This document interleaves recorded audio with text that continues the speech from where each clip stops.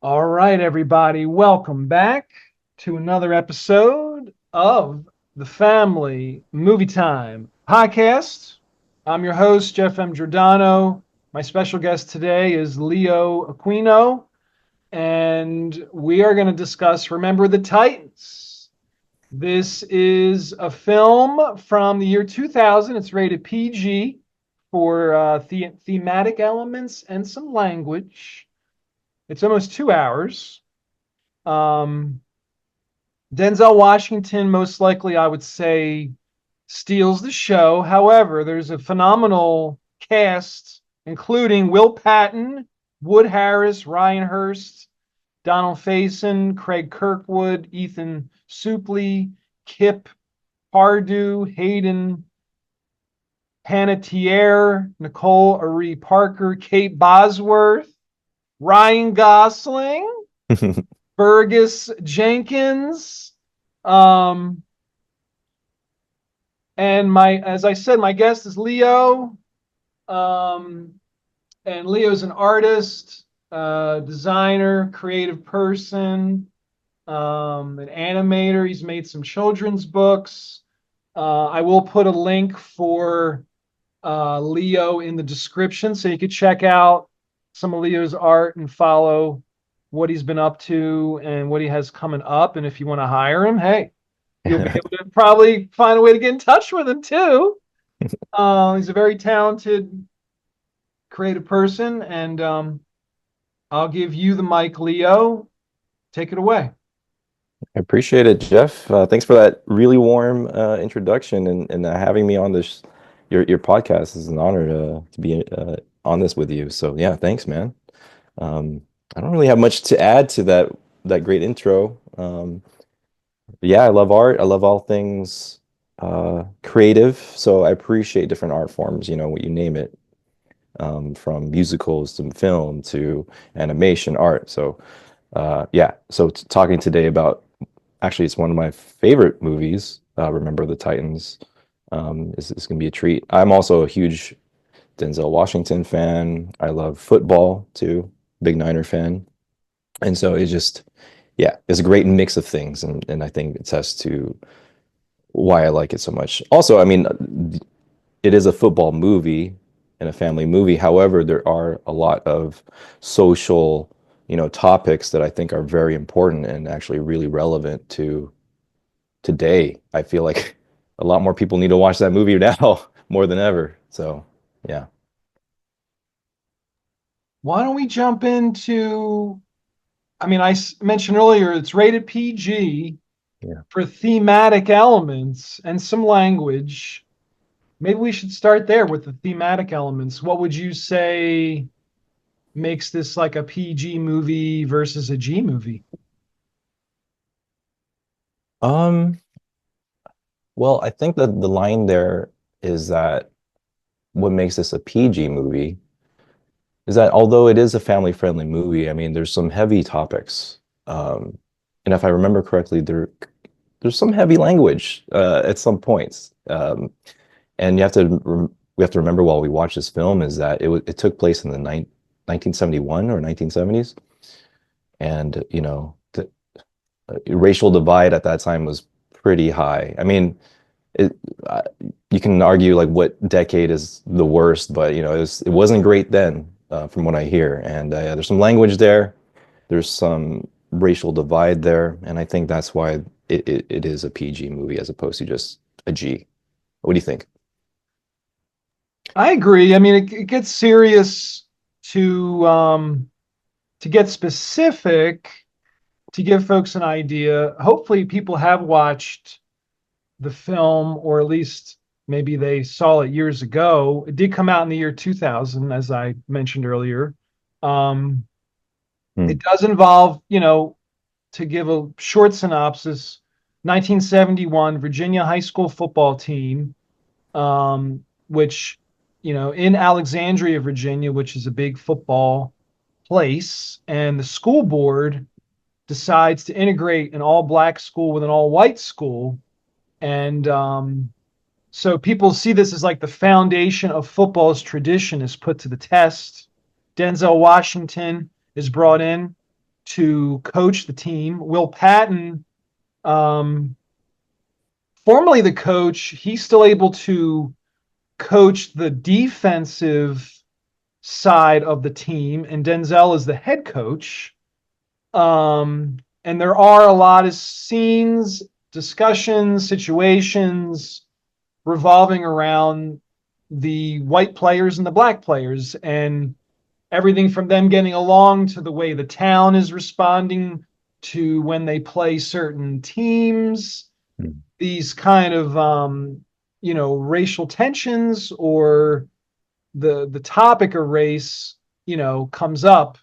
um so from my perspective, that would be the thematic elements, what they mean by that.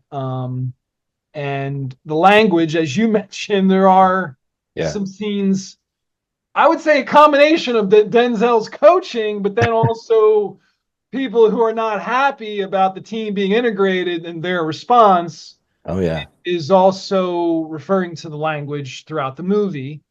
Um, and even some of the other, like one of the other teams' head coach, there's some comments that he says about Denzel and the players that's not very Mm. kind. Hmm. So,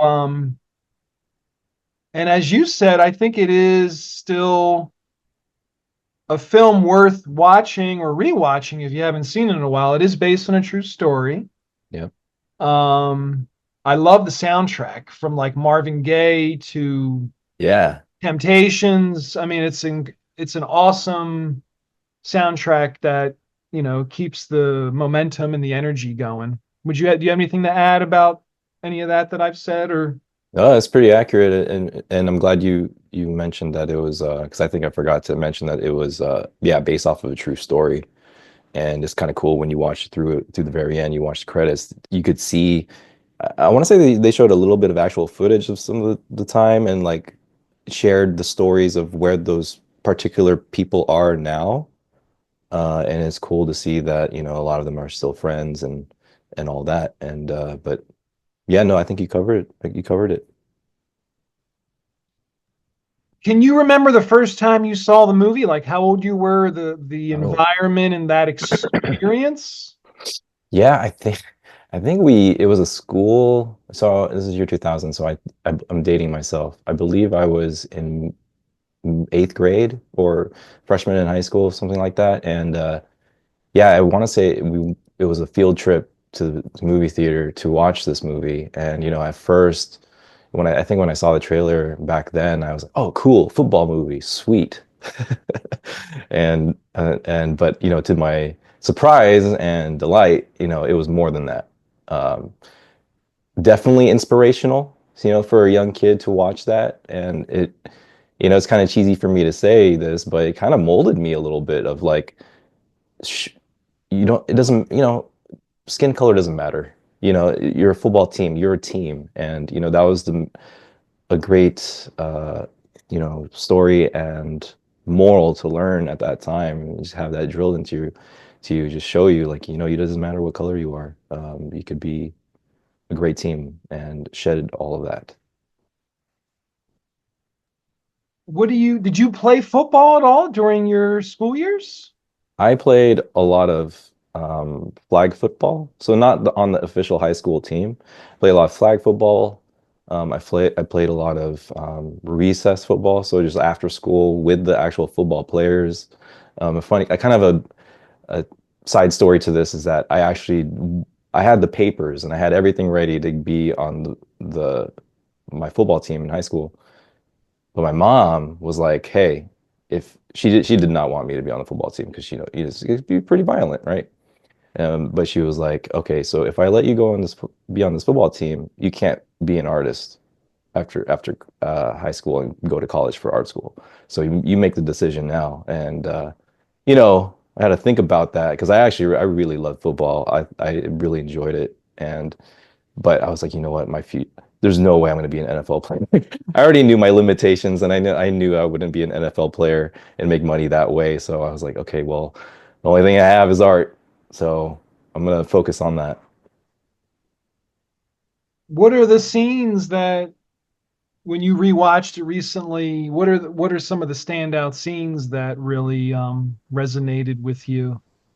Oh my gosh, a lot. When I just kind of sit back and think about that, though, a lot of the acting was just incredible. I would say like a lot of the close-ups of like Denzel Washington's emotions, how he reacts to certain situations, is like flawless. Like can we actually talk about certain scenes? Even they're a little bit spoilerish. No, you can mention it. I Uh, mentioned earlier, if you haven't seen the movie, you should go watch it if you're listening right now. And or if you don't mind spoilers, we're gonna probably spoil it some of the story arc. But go Yeah. ahead, Leo, you got it. Okay. So yeah, there's this scene where I think football camp is about to start, and all the students are, well, players are next to their buses and all wearing their ties because that's the tradition, and parents are there saying goodbye to each kid, and there's a confrontation between the team captain from the defense, which is, who's a white player, and he confronts Denzel Washington and, tells him like, "Oh, I'm the captain here, and I make the decision. And, these are the rules, and you're gonna follow it." And Denzel Washington quickly humbles him, and he does it in a way where he doesn't completely berate him, but he does it in a very educated and smart way, and tells him off. And but after that scene, as the player walks away, Denzel, they zoom in on Denzel's face, and he like showcases three or four or five different emotions within the matter of like 5 seconds. And I was like, wow. He's just an incredible actor. And so that scene really resonates with me. But yeah, I mean, that film is just full of scenes like that.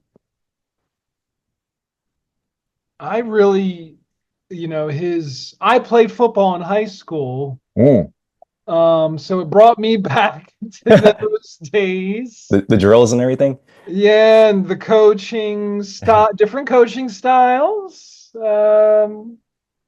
It made me think about the line between, for a coach in regard to coaching, the line between like being tough and then being crazy. And there's even that scene early in the movie that stood out for me where somebody's like, you're flirting. They say this to Denzel, you're flirting with being tough and being crazy. Oh yeah. And I thought about that a lot while watching the movie. That stayed with me. I'm thinking, wow, like because some coaching styles are more fierce and tough or ruthless and could be, considered like too much or Hmm. not enough. And like, what is your take on that as far as the sport itself and Yeah. high school Yeah. sport? I feel like when you're in the thick of it, when you're the one being talked to, it really sucks. It's really hard to hear that, especially when you're a young kid. I'm sure, like your ego is fragile. You're going through puberty. And a lot of things are going on. But when I look back on it, and I remember like, quote unquote tough people of my past, I'm really thankful, for that type of messaging personally. I think it's a good foundation because, I mean, there is a fine line between crazy and tough, right? What I admire about Denzel Washington's approach and that type of coaching or that type of leadership is that they are tough, but they teach you also like the reasoning behind why they're tough, and although they're tough, they're also fair. And so, I guess a scene that reminds me of that is when Denzel and the kids are all in the cafeteria. They're having lunch together, and then he asks the big white guy. I forgot his name. He was a lineman, I believe, and he was super enthusiastic. And Denzel asks him why he's there and but he whispers to him and asks him how his grades are and how his what he wants to be in for the future. So you see that kind of empathetic side of him, and that all that hard nosed like talk really is just there to teach them, but he really means well, and he just wants the best for those kids. Yeah. And I think the actor's name, Ethan Suplee, might be. Supply. I think that's the player who's overweight, Yeah. that you referred to in the cafeteria scene. He was in a Boy Meets World, if I remember, too. I don't know if you remember that show, Boy I Meets remember that show. He was also in John Q with Denzel, World. Mm, 2002. mm. Interesting. Um, and I like the way the film didn't shy away from these players from different cultural backgrounds spending time together, trying to get to know each other, to collaborate, in Yeah. the spirit of teamwork. Um, and they do get to know each other. Some do become close friends. And as you mentioned earlier, we are informed by the end credits kind of, epilogue of the real people, like what happened to them. And then it mentions how some of them were friends throughout the rest of their lives. Hmm. Hmm. Um, there's also something to be said for, you know, the amount of conditioning, exercise, fitness that goes into like playing sports or, Hmm. competitive sports, especially, and this balance of similar to coaching, but the balance maybe on an individual level of like how much you can push yourself, how much you can really like develop goals for fitness goals for yourself, health goals for yourself, Yeah. where you really, really, stick to something and you want to see results. So it reminded me of that too, just like on a like personal health Yeah. kind of idea. It does take discipline, and often you do need like, a sports coach to kind of keep you on track, and you want them to be tough Yeah. because we can't always be like tough with ourselves unless you have really good self-discipline. There's that there's that moment where I think he says Denzel says to one of the players because they want a water break, and he says, "Water's for the weak." And that was a moment where I was like, okay, that was crazy. Like that was not tough. That was actually kind of crazy. You might kill those kids. Uh, but yeah. That's a good point. The writer, I want to give a shout out to the writer, Gregory Allen Howard, wrote the screenplay, also wrote Ali with Will Smith from 2001 about the Muhammad Ali Oh, cool. biographical, sports story. Um, I haven't seen that one. and Harriet, I think it was a TV series or was it a stand? It was a standalone movie called Harriet, 2019, about Harriet Tubman. PG-13 film. Um, Gregory Allen Howard was a Gregory Allen Howard was a co-writer on that movie.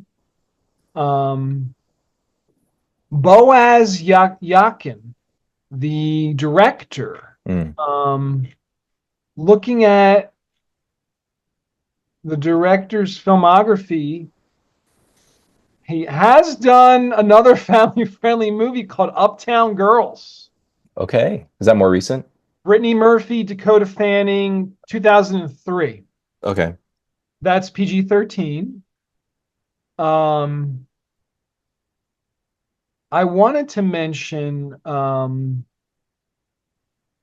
so some trivia. Mm. After Boaz was hired to direct the movie, one of the co-producers was Jerry Bruckheimer. Mm. Learned that Yakin did not know anything about American football. Oh. So he arranged for the director to attend a football camp Oh. where he could pick up enough information in 2 weeks to resume like full speed production work on the movie after that. Yeah. Um, That's pretty cool. in real life, Coach Bill Yost had four daughters. Okay.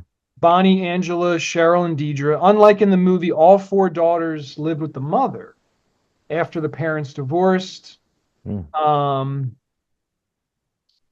the oh, there's a scene in the movie where a brick is thrown through Coach Boone's window yeah. at his home, Yeah. and in real life, it was actually an old toilet Oh my gosh. that was thrown through the window of Coach Boone at his home. However, the filmmakers for Remember the Titans thought that if they actually had an old toilet being thrown in the movie, it would have been too comical in a serious situation scene. Good So move. they changed the old toilet to a brick. Good move. Yeah, good move. I mean, that and you yeah, throwing a toilet would be kind of out of nowhere too, for sure. There's back to the topic of integration. Mm, According to the real coach Herman Boone in an article published by ESPN, he says he really did integrate the buses before they left for football camp. Boone said, quote, I forced them on each other. I forced them to learn each other's culture. I forced them to be a part of each other's lives. mhm. That's great. Are there any other quotes that you remember from the movie that made kind of an impact? Quotes. Honestly, I can't think of any one-liners right now at the moment. But they're just, I mean, all the dialogue is just really impactful. And it just kind of adds up throughout the whole film. And it really just makes you think. Um, I mean, it's kind of going back to what you said about being forced to learn each other's culture. I mean, we need a little bit of that now. I think I don't know how we would be able to do that type of thing in today's society, but I think we need a little bit of that now. The back to the language since I asked you as far as quotes. So the original script was full of profanity that Disney, in an effort to produce a good family movie, they asked Jerry Bruckheimer to remove all extreme profanity from the script. Uh, I mean, oh, okay. So I guess there are some quotes that I can remember that hit hard, but I probably shouldn't say them. It feels wrong to kind of retell those quotes here now that you mention it. Yeah, there. Unless they're family friendly quotes. No. Well, one quote was the one that was yelled out when that brick was thrown into the window. Like that was, or when the opposing coach was being interviewed on TV, on national TV, and he said a bunch of really, really harsh stuff. And so yeah, so those are a lot of the quotes that do stick out, and I honestly can't believe that that was the language that was accepted back then. Um, while we're on the topic of sports movies that are family friendly, Hmm. are there other, you know, Oh yeah. sports family movies from the PG rating to PG or PG-13 that come to mind for you that you enjoyed over the years? Yeah. Um, I'm glad you asked that question. I think mo the ones that I remember and the one that resonate me, I watched again like when I was younger. So I'll list a few. Mighty Ducks, actually specifically Mighty Ducks 2. I think Mighty Ducks 2 was I liked a little bit more just because it had a lot of national pride in it. The kids were going to the Junior Olympics, so it was USA versus everyone else. And actually, it's actually in a weird way, there's some common threads of theming there, and like trying to find unity and having the kids like get along. And it wasn't so much about segregation or anything like that, but it was just like trying to get kids to work together as a team. So Mighty Ducks 2 is one. Um, Karate Kid. Karate Kid is a good one, you know. Persevere, you know, do the praying mantis move at the end. What do you think of the different versions of the Karate Kid? I What is your haven't take on the like recent versions they made? um well, I don't even know if I've seen all the varieties of karate because I feel like now there's so many. Like there's the one with Will Smith's kid. I haven't seen that one, but I did watch Cobra Kai, you know, that show on Netflix. I liked it. It is a little cheesy, you know. I mean, maybe I would say otherwise if I was still like a little 10-year-old. But you know, but that I appreciate it, and they stick to the spirit. I think they stick to the spirit of Karate Kid, you know, as much as they can in 2020 or whenever it was first made. But yeah, did you watch Cobra Kai or I Karate Kid? haven't seen the recent Karate Kid movies or the show you mentioned. Mm. I did add the Karate Kid remake or remakes, a couple of them, to the list that I've been compiling of all the Nice. live action Hmm. family friendly movies to consider for episodes. So Yeah, I'll put a link for that list in the description. nice. Um, when I think of sports movies, wow. A League of Their Own for Oh, family friendly sports movie. That's PG-13. yeah. I'd say that one's an interesting film, fascinating part of American, culture and history. That one stays with me. I remember seeing that as a kid. That was based on a true story too, right? Yeah. Yeah. Oh yeah. Cool Runnings, 1993, Yeah. which actually, from my research for Remember the Titans, Denzel Washington was considered for the lead role in Cool Runnings. Oh man, he would have killed it too. um, the yeah, like yeah, those come to mind. Um, I mean, Denzel is such. I mean, a living legend. I don't know as far as performers. I know he does a lot of Broadway now. I did not know that. He does That's a crazy. lot of Wow. Broadway, a lot of Okay. plays. I mean, I think in between making films, he's basically making Broadway shows and plays. Oh From wait, so Shakespeare, yeah, does he act in them or he yeah, writes them or produce? Okay, he actually acts yeah. in. He acts in a lot of Broadway stuff, and I think Shakespeare. Wow. Um, and it's probably not rated PG-13 or PG, but like the Denzel Washington Macbeth film that came out not too long ago was awesome. Um, I don't know if you saw No, that, no, I but haven't. I definitely need to check that out. I'm gonna write that that was down. really like impressive. Um, and I'm trying to see. I know he's made other like Family movies?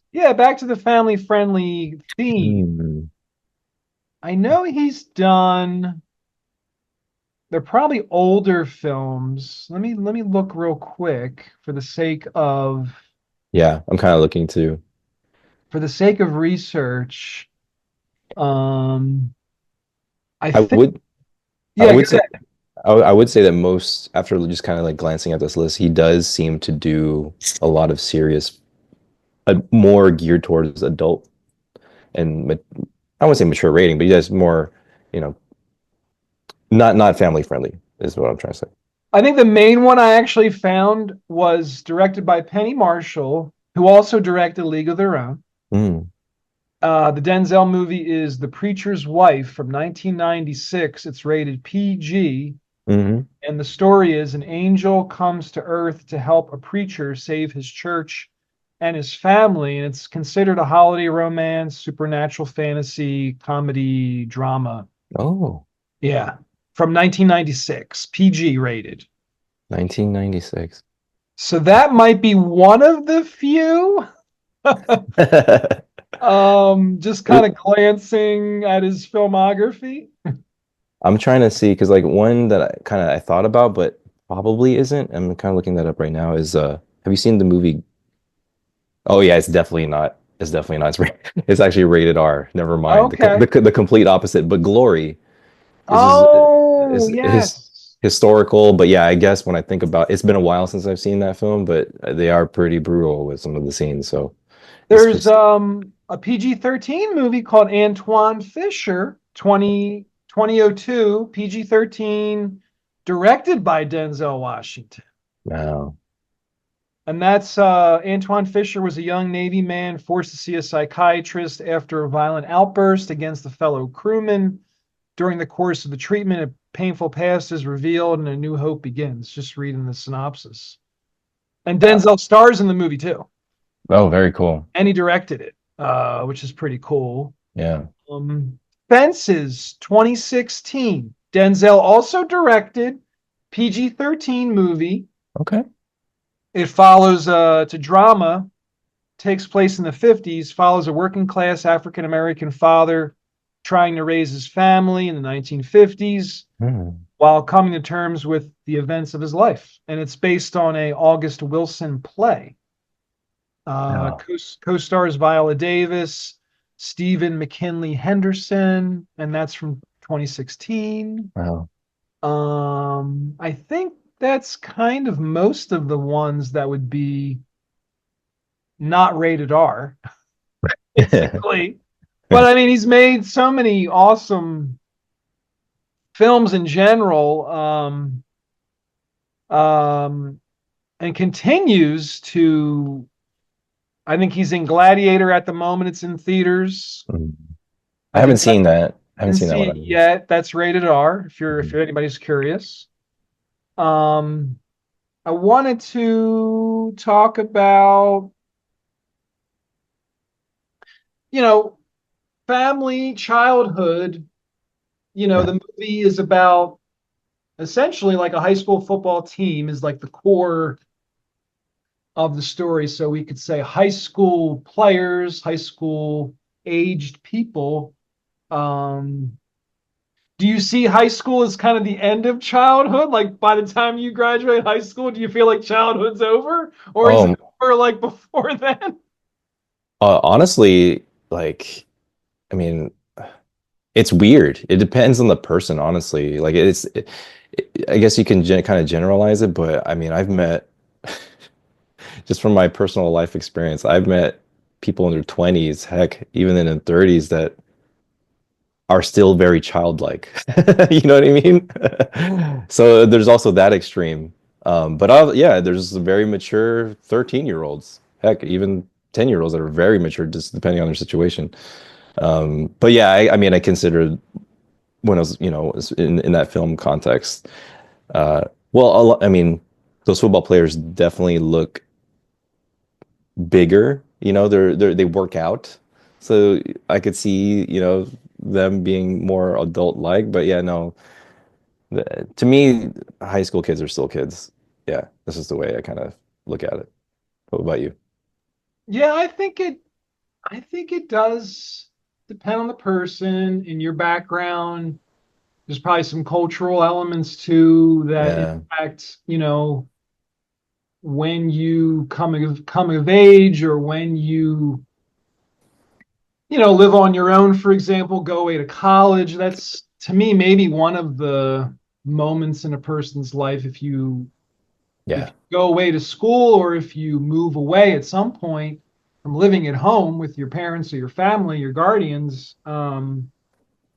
I think that maybe is the the moment like that you, inflection point, I guess, yeah, to yeah, be super specific, where you feel a yeah, shift or there's a change, or now it's like, well, I have all this freedom now and I can yeah, stay up as late as I want. I can stay out as much as I want. yeah. There's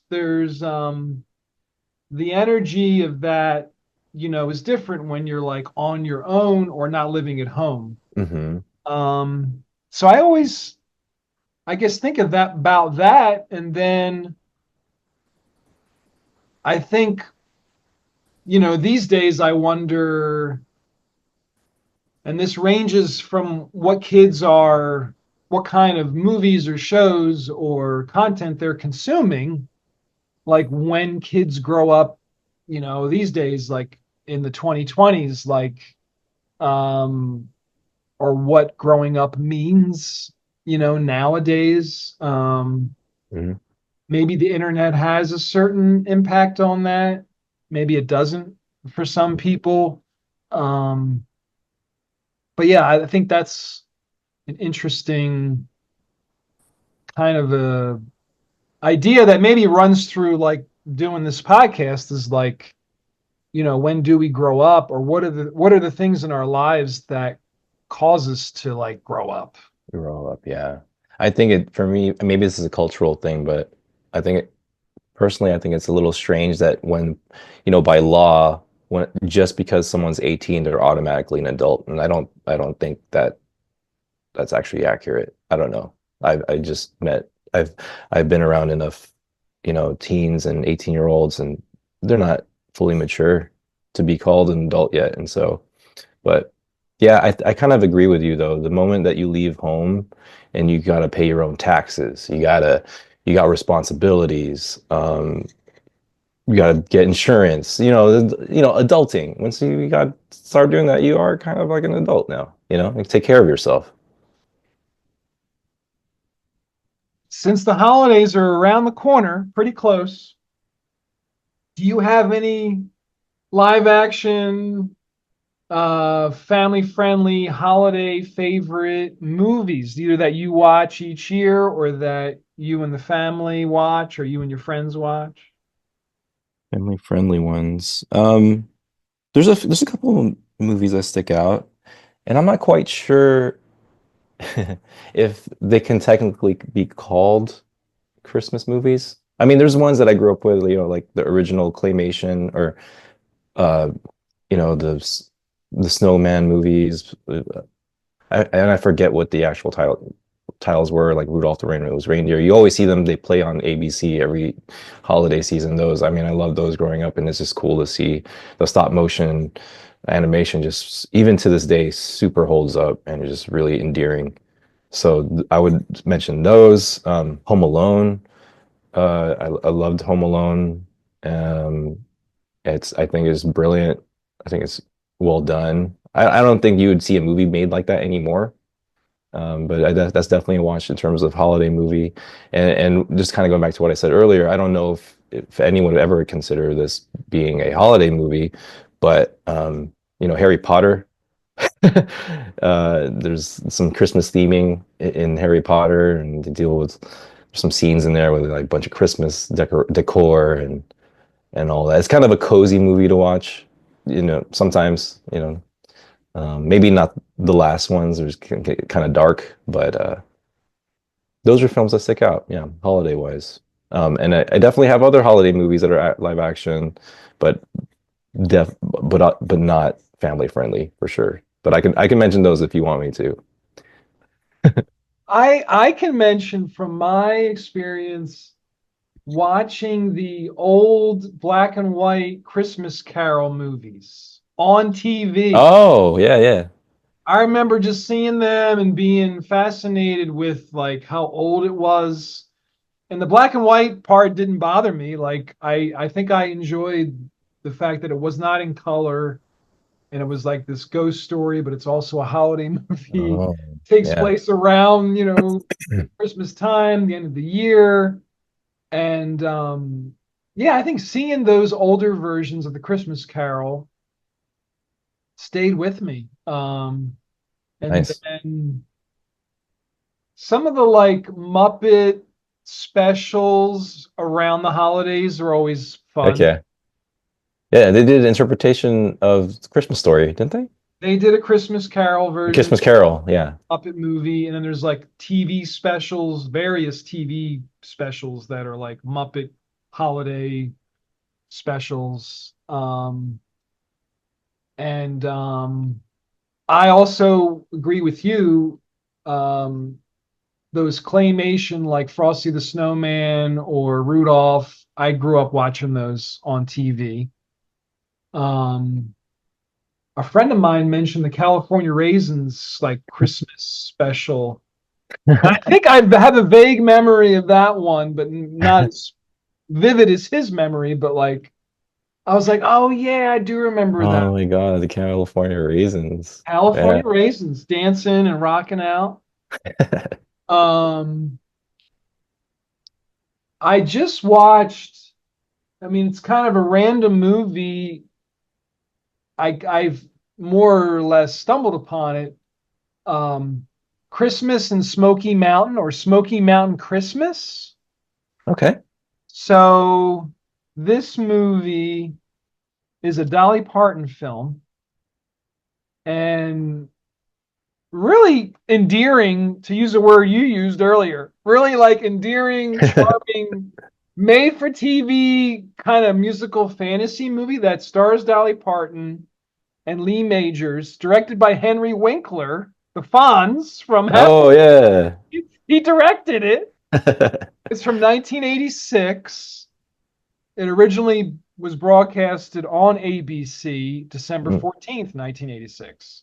okay. Um, that one I recommend. I'm going to try to put a link for that one in the description for this video.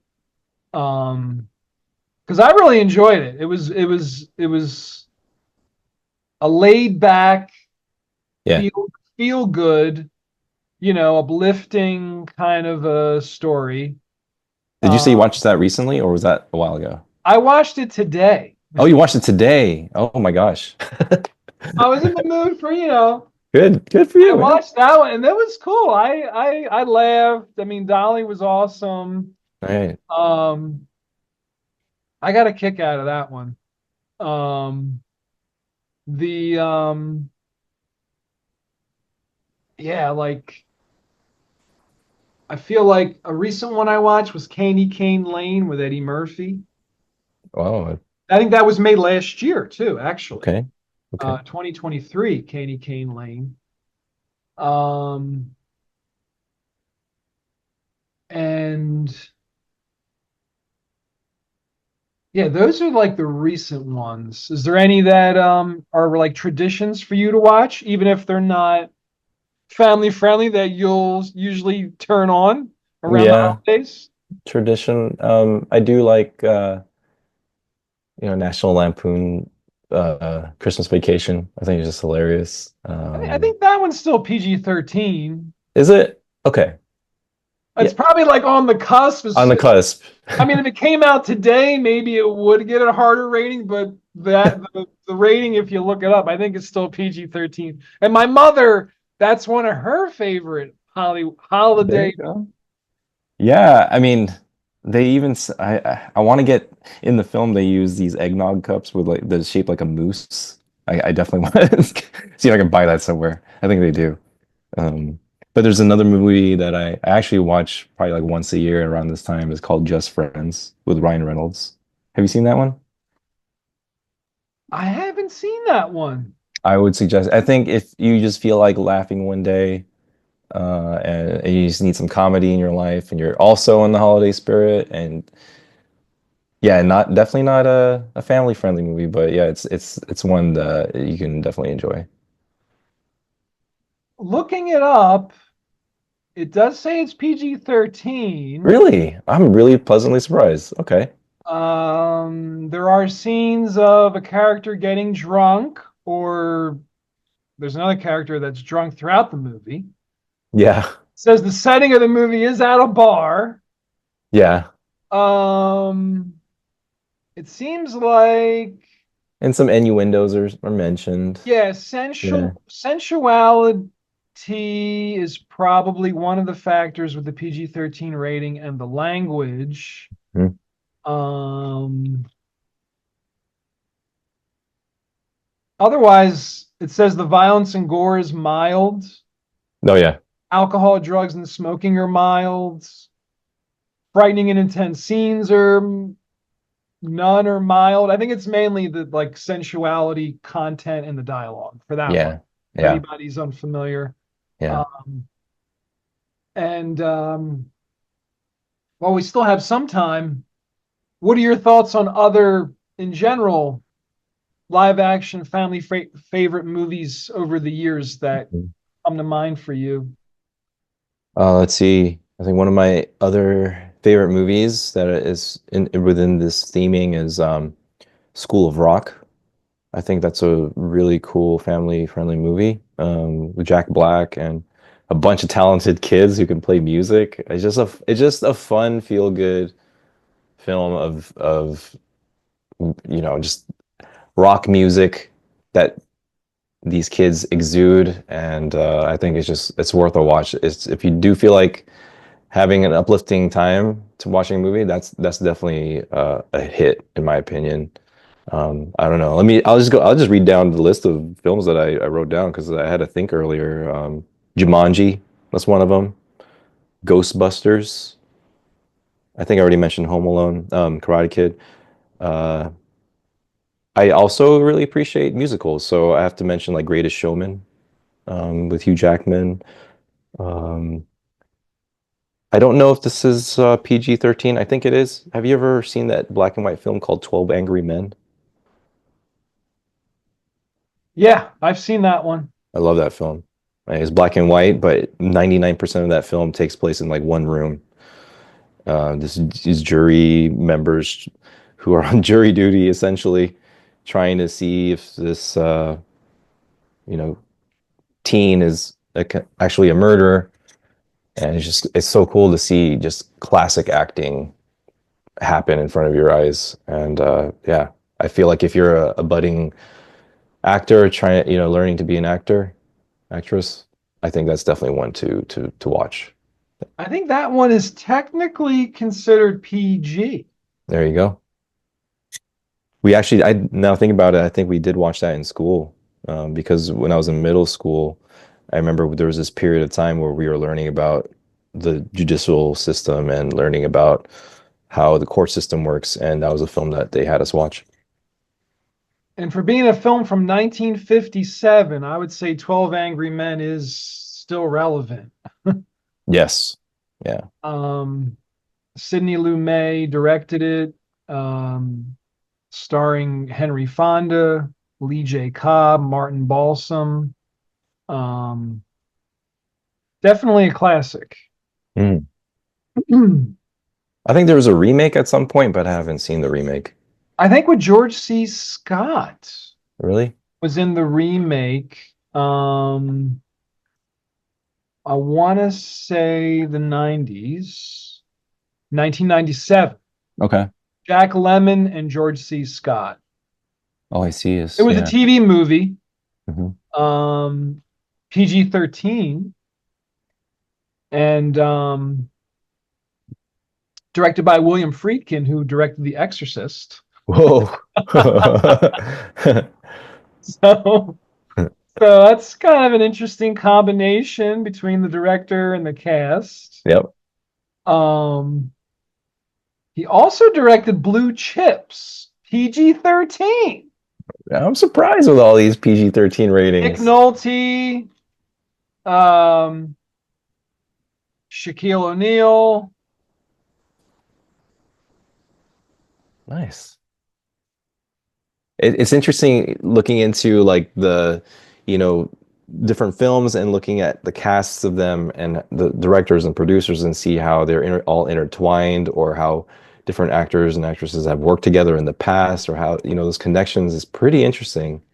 Or seeing a producer or director directing something that is completely different from what they usually do, I think is kind of neat. Or actors who are known for comedy and then they try something serious. I think it's just really nice that people still have that artistic want to try something different.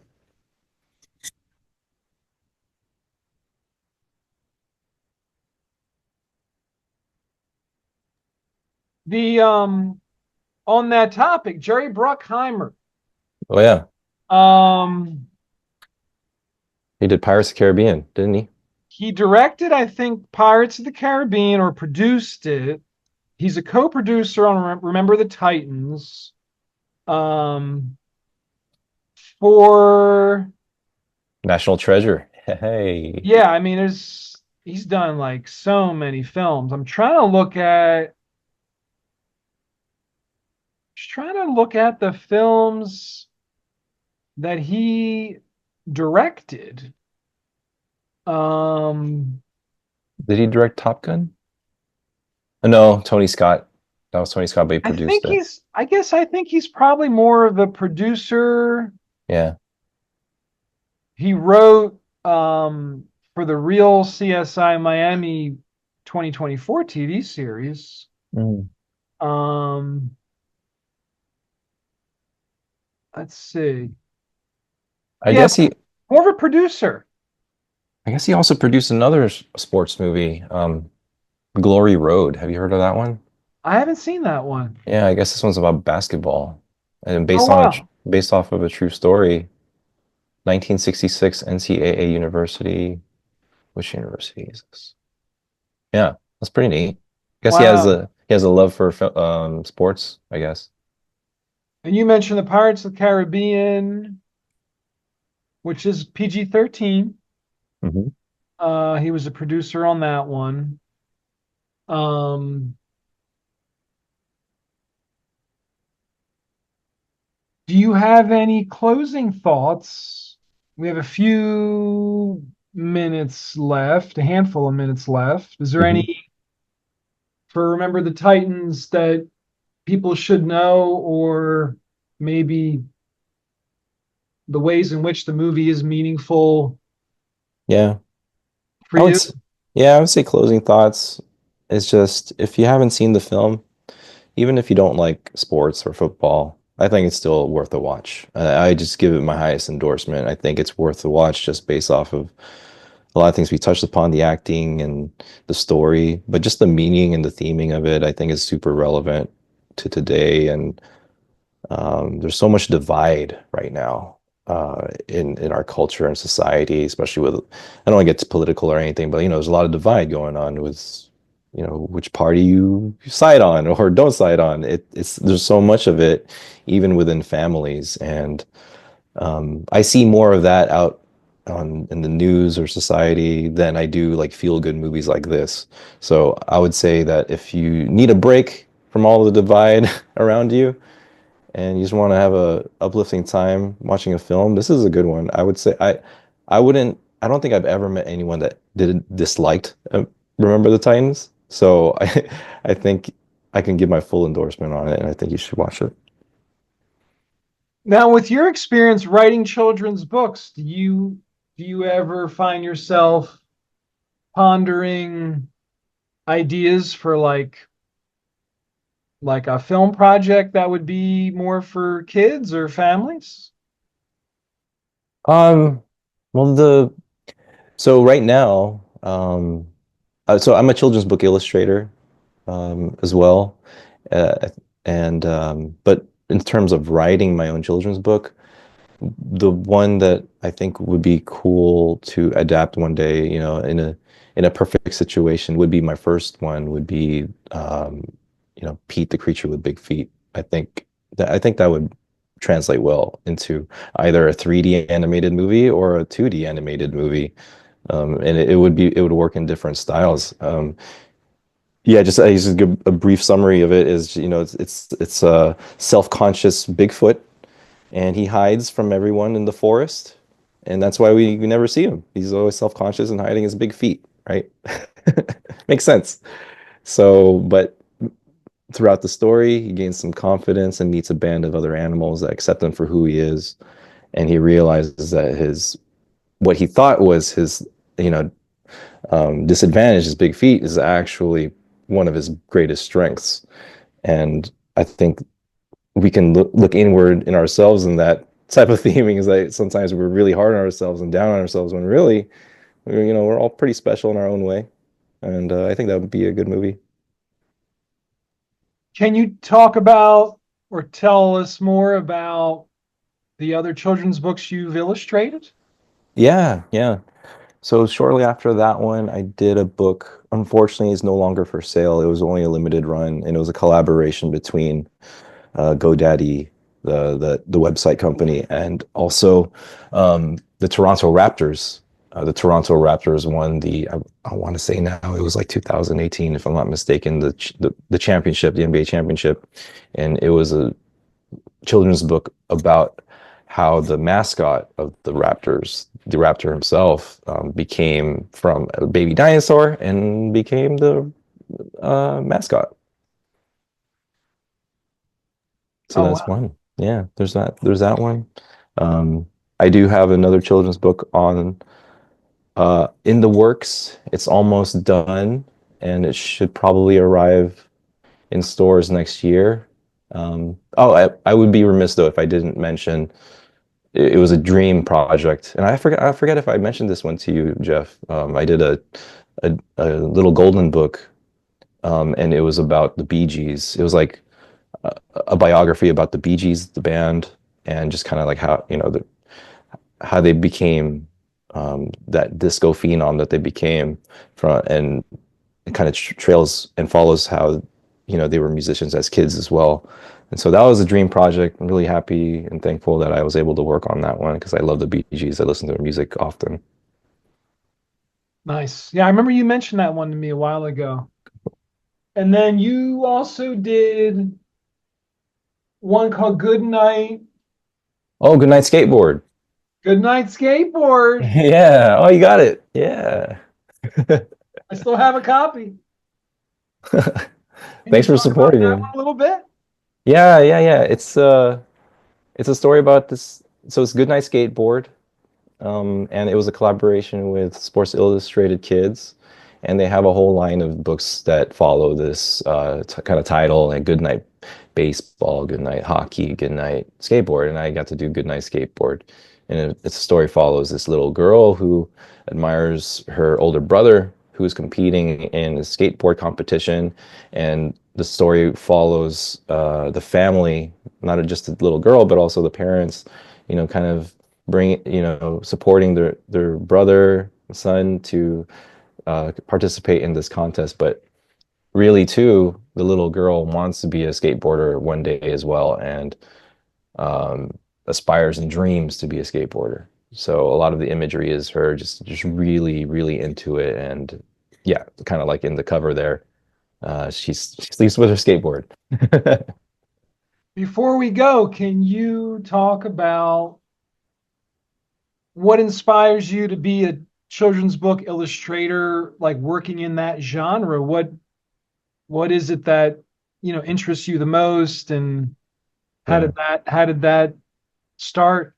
Yeah. Let's see. So, being a children's book illustrator, I think why I love it so much and really what pushed me to do this type of art is that, I want to make a difference some way in my life. And the only thing that I'm remotely good at is art. And I suck at math, I suck at science, I suck at everything else.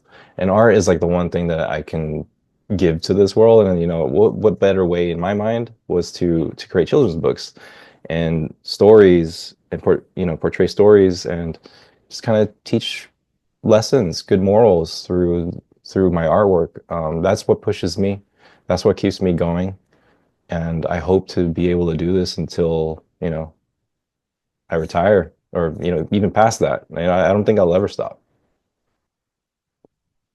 I want to thank you for your time, Leo, and wish everybody happy holidays, happy New Year, Happy holidays. and thank everybody for tuning in, listening. Hope you learned something, or maybe you were entertained in some way listening to us discuss Remember the Titans. Shout out to Denzel Washington. Yeah, Hopefully, man. maybe I'll have him on an episode Oh, some point. That'd be cool. that'd be so cool. He's got a few PG-13 flicks out there, so maybe we could make it happen. Denzel, let me know. Email me. You never know, man. You never know. So, well, yeah, I'll let you enjoy your evening, Leah. We'll be in touch, and I'll encourage everybody to check out your links in the description, and I'll send me whatever. websites I can include so folks can Sure. learn more about your artistic work and things you have coming up. Great, man. Yeah, thank you for having me. It was great talking to you. Talking about film. Maybe one day we can do this again if you'd like. I'd be more than happy to dissect another movie and talk about another one. But yeah, man, thank you. It was an honor. Thank you. You're welcome. Beautiful, man. I'll see you soon, and yeah, I might have to have you on again. We'll be in touch. Great. All Sweet. right. Take good care. Yeah, you too. Bye, Jeff. Peace.